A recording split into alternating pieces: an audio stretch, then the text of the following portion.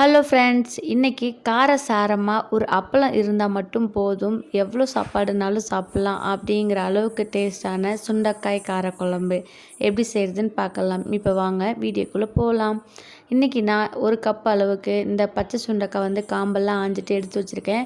First நல்லா தண்ணியில் நல்லா அலசிட்டு எடுத்து வச்சுக்கலாம். அடுத்ததாக ஒரு கை அளவுக்கு சின்ன வெங்காயம் போட்டால் அந்த குழம்பு நல்லா டேஸ்ட்டாக இருக்கும். அதனால் சின்ன வெங்காயம் எடுத்துக்கலாம். அடுத்து 2 கட்டி அளவுக்கு பூண்டு, கூடவே 2 நல்ல பழுத்த தக்காளி அதையும் எடுத்து வச்சுருக்கேன். ஒரு சின்ன லெமன் சைஸ் அளவுக்கு புளி அதையும் ஊற வச்சுட்டேன். ஃபஸ்ட்டே நம்ம சுண்டைக்காய் நல்லா கழுவி எடுத்துட்டோம் அப்படின்னா இந்த மாதிரி இடிச்சிட்டு கழுவ தேவையில்லை. நிறைய பேர் அந்த சுண்டைக்காய் இடிச்சிட்டு ஒரு லைட்டாக அலசிட்டு அப்புறமா தான் குழம்பு வைப்பாங்க. ஆக்சுவலாக சுண்டைக்காயோட விதையில தான் நிறைய அந்த கசப்புத்தன்மை உடம்புக்கு ரொம்ப நல்லது. அதனால் இன்றைக்கி நான் விதையெல்லாம் வாஷ் பண்ணி எடுக்க போகிறதுலாம் கிடையாது. லைட்டாக அரையாக இடிச்சிட்டு அதை அப்படியே தான் நம்ம யூஸ் பண்ண போகிறோம். நம்ம கரெக்டான பக்குவத்தில் இந்த குழம்பு செஞ்சோம் அப்படின்னா கசப்பெல்லாம் எதுவுமே இல்லாமல் ரொம்பவே டேஸ்ட்டாக இருக்கும். கொஞ்சம் நல்லெண்ணெய் தாராளமாக ஊற்றிக்கலாம். இன்றைக்கி ஒரு 4 டீஸ்பூன் ஊற்றிருக்கேன். அது கூடவே நம்ம தாளிக்கிற வடகம் அது 2 கட்டி போட்டிருக்கேன். எக்ஸ்ட்ரா கொஞ்சம்னா வெந்தயம், அடுத்து ஜீரகம் அதையும் போட்டிருக்கேன். இப்போ உங்ககிட்ட தாளிப்பு வடகம் இல்லை அப்படின்னா 1 டீஸ்பூன் ஜீரகம், வெந்தயம், கடுகு இது எல்லாமே கலந்து ஒவ்வொரு டீஸ்பூனாக போட்டு நல்லா பொரிஞ்சதுக்கப்புறம் கருவேப்பிலை போட்டுக்கலாம். அடுத்து எடுத்து வச்சுருந்த சின்ன வெங்காயம், பூண்டு எல்லாத்தையும் போட்டு நல்லா வெங்காயத்தோட பச்சை ஸ்மெல்லு போகிற அளவுக்கு வதக்கணும். இந்த காரக்குழம்புக்கு டேஸ்ட்டு கொடுக்குறதே வெங்காயம் தான். அதனால் நீங்கள் வெங்காயம் சாப்பிட்ற மாதிரி இருந்தால் இன்னும் கூட நிறையா சேர்த்துக்கோங்க. ரொம்பவே சூப்பராக இருக்கும். இன்றைக்கி நான் சேர்த்த வெங்காயம், பூண்டு எல்லாம் நல்லா வதங்கி வர வரைக்கும் வதக்கினதுக்கு அப்புறம் நான் எடுத்து வச்சிருந்த 2 தக்காளியும் இது கூட போட்டுக்கலாம்.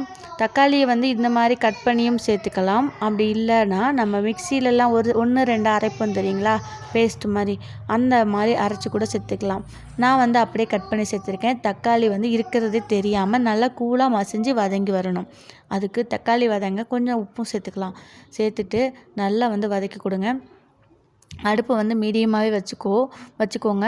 நம்ம அப்போ தான் நமக்கு அந்த கீழே இருக்கிற மசாலாலாம் கருகாமல் இருக்கும். ஏன்னா தக்காளி ரொம்ப கருகாமல் இருக்கும். இப்போ பாருங்கள், பார்த்தாவே தெரியுது நமக்கு எண்ணெய்லாம் நல்லா பிரிஞ்சு வந்திருக்குது. இப்போ அடுத்ததாக நம்ம எடுத்து வச்சுருந்த சுண்டைக்காய் அதையும் ஒன்றா சேர்த்துக்கிட்டு ஒரு 5 நிமிஷம் சுண்டைக்காய் நல்லா எண்ணெயிலே வதங்கி வரணும். அப்போ தான் அதோடைய அந்த கசப்பு லைட்டாக சுண்டைக்காயில் ஒரு மாதிரி கசப்புத்தன்மை இருக்கும் இல்லையா, அது இந்த மாதிரி எண்ணெயில் வதக்கிறப்போ நம்ம குழம்பு செஞ்சதுக்கப்புறம் எந்த ஒரு கசப்பும் இல்லாமல் இருக்கும். அதுக்காக தான் இந்த ப்ராசஸ் செய்கிறேன். இப்போ பார்த்தீங்கன்னா சுண்டைக்காயோடைய கலரே நல்லா சேஞ்ச் ஆகிடுச்சு. வீடியோவில் பார்க்குறப்பே தெரியும். இந்த மாதிரி ஸ்டேஜ் வந்ததுக்கப்புறம் நம்ம என்னென்ன மசாலா சேர்க்கணுமோ அதை சேர்த்துக்கலாம். காரக்குழம்புக்கு யூஸ்வலாக நம்ம வீட்டில் என்ன செய்வோமோ அது மாதிரி போட்டால் போதும்.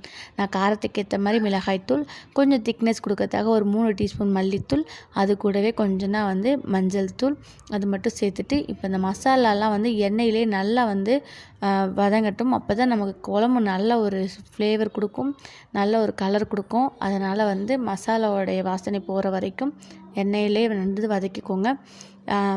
முடிஞ்ச அளவுக்கு ஃப்ளேம் லோ ஃப்ளேமில் வச்சுக்கோங்க.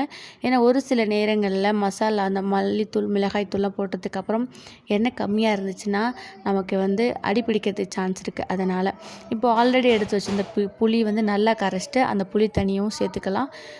இப்போ நீங்கள் புதுசாக இப்போ தான் ஃபஸ்ட் டைம் செய்ய போகிறீங்க, உங்களுக்கு புளியோடைய காரம் புளியோடைய புளிப்பு காரம்லாம் கரெக்டாக காரக்குழம்பு வைக்கிறப்ப தெரியல அப்படின்னா நீங்கள் கொஞ்சம் புளி சேர்த்துட்டு உங்களுக்கு குழம்பு எந்த அளவுக்கு திக்னஸ் வேணுமோ அந்த அளவுக்கு தண்ணி சேர்த்துட்டு உப்பு புளியை செக் பண்ணிவிட்டு அதுக்கப்புறம் கூட நீங்கள் தண்ணி கொஞ்சம் சேர்த்து கொதிக்க வச்சா கரெக்டான கன்சிஸ்டன்சி வந்துடும்.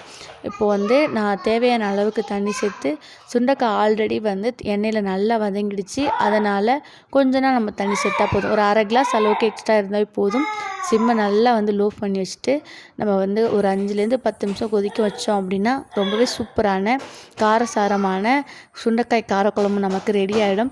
இது கண்டிப்பாக வீட்டில் ட்ரை பண்ணி பாருங்கள். உடம்புக்கு ரொம்பவே நல்லது. அதோடு இது கூட ஒரு அப்பளம் இருந்தாலும் போதும். நம்ம ஒரு தட்டு சோறாக இருந்தாலும் ரொம்பவே நிறைய சாப்பிடுவாங்க. கண்டிப்பாக ட்ரை பண்ணி பாருங்கள். சுண்டைக்காயோடைய கசப்புத்தன்மைலாம் கொஞ்சம் கூட தெரியாது. வீடியோ ஃபஸ்ட் டைம் பார்க்குறீங்க அப்படின்னா சப்ஸ்கிரைப் பண்ணுங்கள். வீடியோ பிடிச்சிருந்தால் லைக் பண்ணுங்கள். Bye friends.